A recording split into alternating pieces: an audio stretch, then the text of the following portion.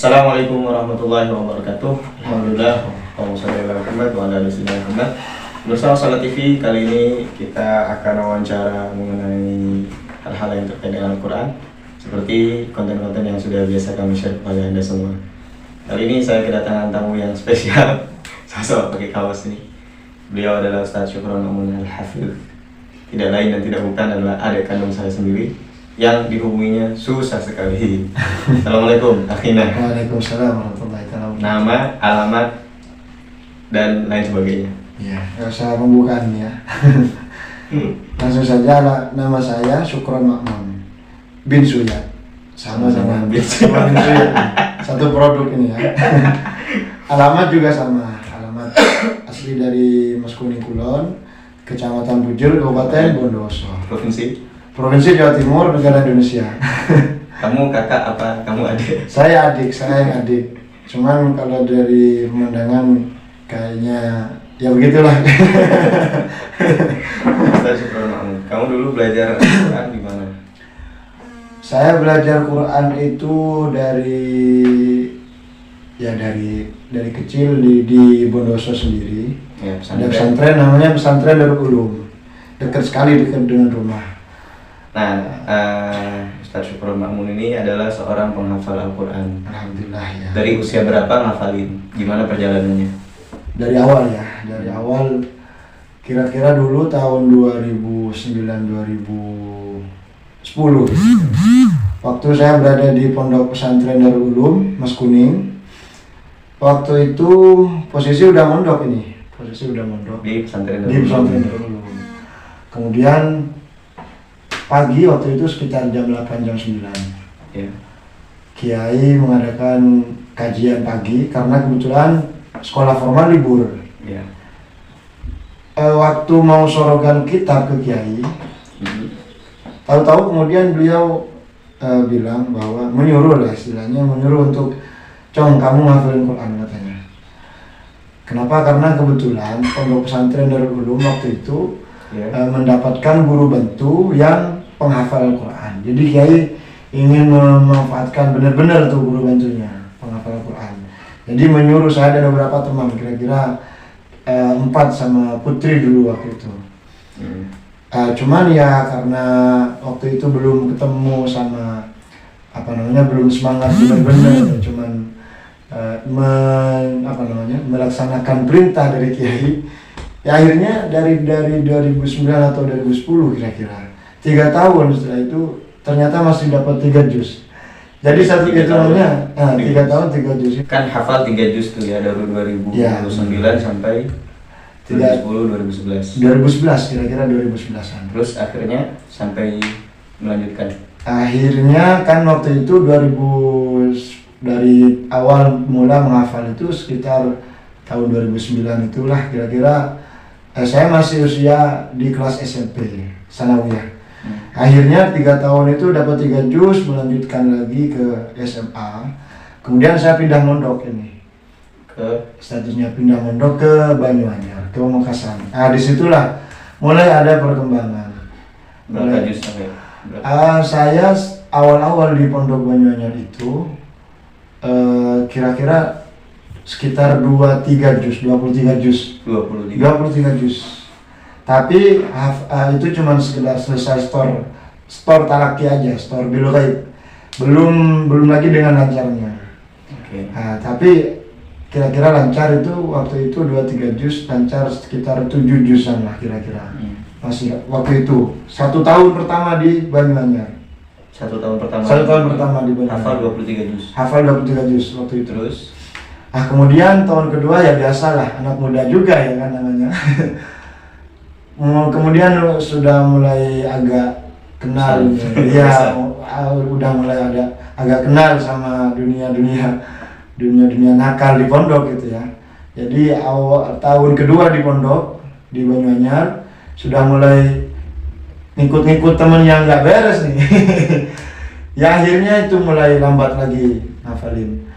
Sampai akhirnya di Banyuanyar kan 3 tahun ya? 3 tahun 2014 akhir. Sampai nggak selesai 30 juz?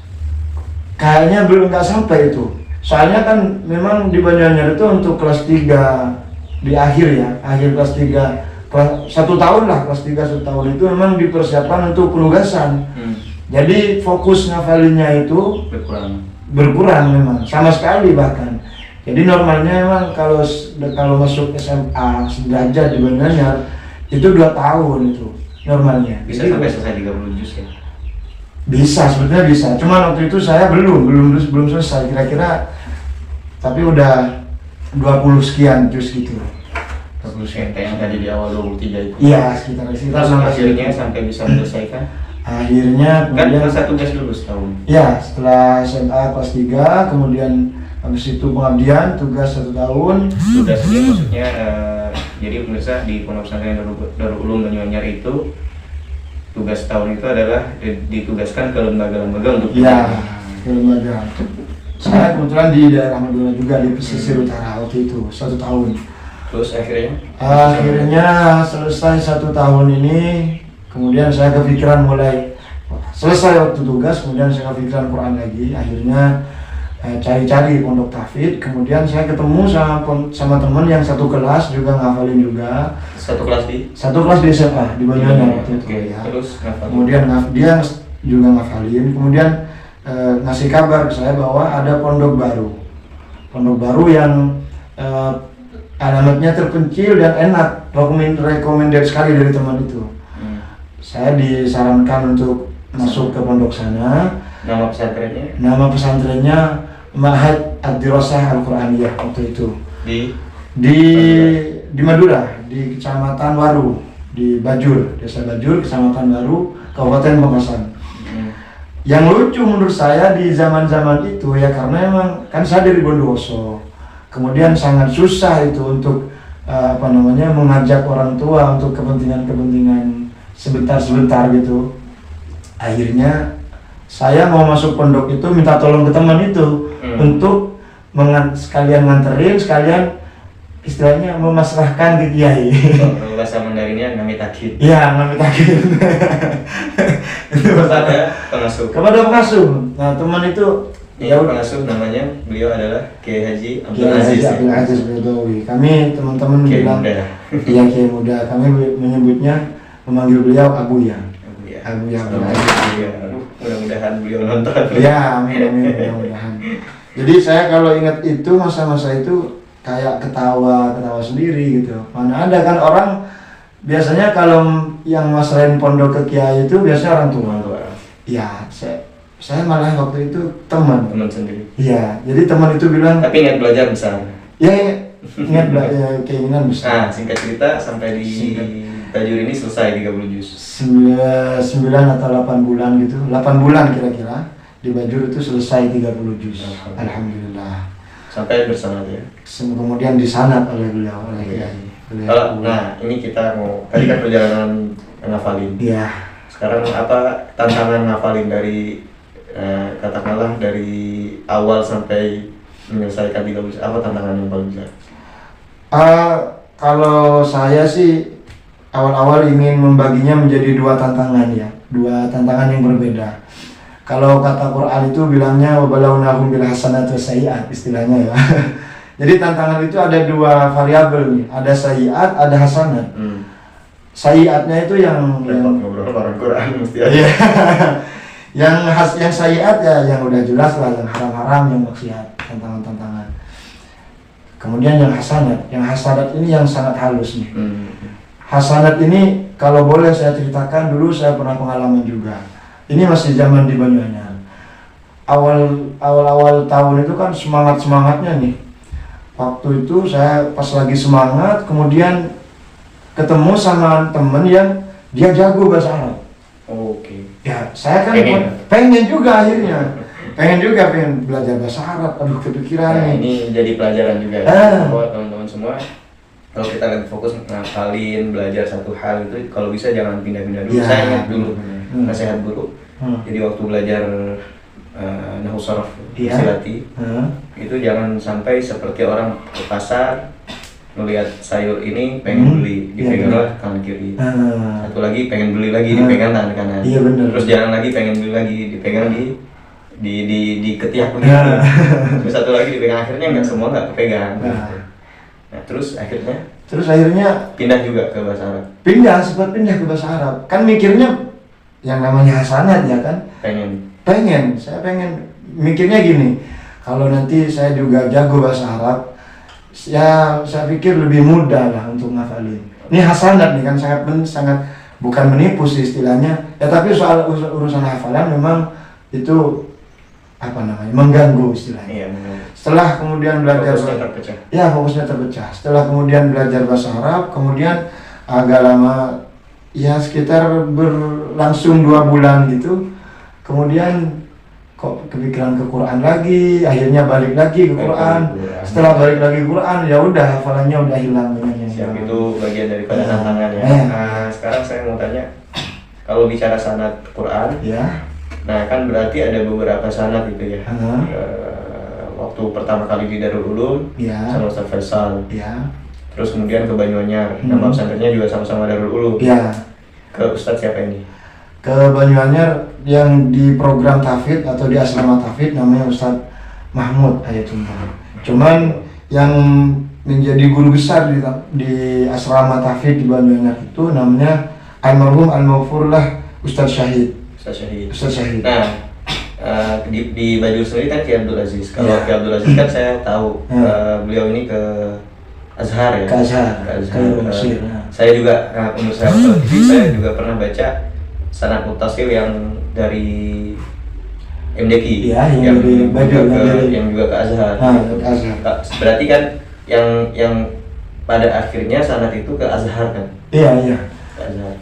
Kalau sekilas saya memperhatikan soal sanad keilmuan atau ke-Al-Quranan itu di atas semuanya mengarah bersumber dari satu tokoh ya, satu syekh. Cuman ke bawahnya furu'iyahnya ini yang kemudian banyak berbeda. Seperti saya pernah juga ketemu sama sanad di Sampang Madura. Saya meneliti di atasnya juga bersumber dari syekh yang sama. Oh, di Azhar. Iya, dari Azhar juga. Kalau Banyuanyar sendiri? Ya tanpa, ya maaf ya kalau bahasa kitanya ini lancang atau seperti apa, barangkali ini bagian daripada diskusi. Boleh dianggap, boleh enggak? Kalau di Banyuanyar secara legal formal istilahnya, sanad itu tidak begitu diformalkan. Istilahnya setiap teman-teman yang sudah i'lan istilahnya mungkin 30 juz, ya kemudian mereka diwisuda tanpa disanad secara formal. Tetapi cara baca dan lain sebagainya, grade keilmuannya istilahnya itu bersumber dari Kiai Basori. Kalau nggak salah Kiai Basori Alwi, Singosari Malang. Yang juga pasti sanadnya. Yang pasti sanadnya bertemu juga di atas gitu. Saya ingin tanya yang terakhir supaya nggak terlalu lama. Monggo. Ada tamu.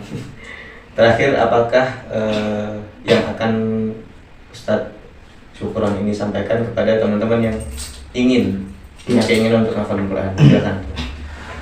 Oke, bismillahirrahmanirrahim. Teman-teman sekalian pemirsa dimanapun Anda berada, Al-Quran itu perlu keistiqomahan. Jadi jangan minder, siapapun kalian yang memiliki keterbatasan secara fisik, mungkin usia dan lain sebagainya. Jangan pernah berpikir untuk tidak ingin belajar Al-Quran. Tetap harus belajar, ngafalin tetap harus ngafalin. Dan yang paling penting dari menghafalkan Al-Quran itu adalah membaca secara rutin, istiqomah. Ya, memang itu satu-satunya syarat. Ngafalin, mengulang, murojaah. Tidak ada lagi. Selain itu nggak ada lagi. Ya, itu aja. Terima kasih Ustaz sudah hadir. Oh ya, aktivitas hari ini apa? Aktivitas ada ngajar Quran atau apa? Ya, ngajar Quran alhamdulillah di Tahfidz di sini di Pondok Darul Ulum dekat rumah sini, alhamdulillah. Jazakallah khair, barakallah, mudah-mudahan anak-anak kita yang amin. diberikan kemudahan. Amin. Sampai 30 juz. Targetnya berapa tahun? Target kami 2 tahun, karena sekalian sekolah formal kan teman-teman ini. Ya, 2 tahun. Allahumma rahmna bil Quran. Amin. Kita semua dapat rahmat kebaikan dari Al-Quran dan kelak kita mendapatkan syafaat dari Al-Quran. Amin, amin. Terima kasih pemirsa Salat TV, di bincang-bincang kita sudah selesai. Mudah-mudahan ini menginspirasi. Assalamualaikum warahmatullahi wabarakatuh. Sampai jumpa di konten berikutnya.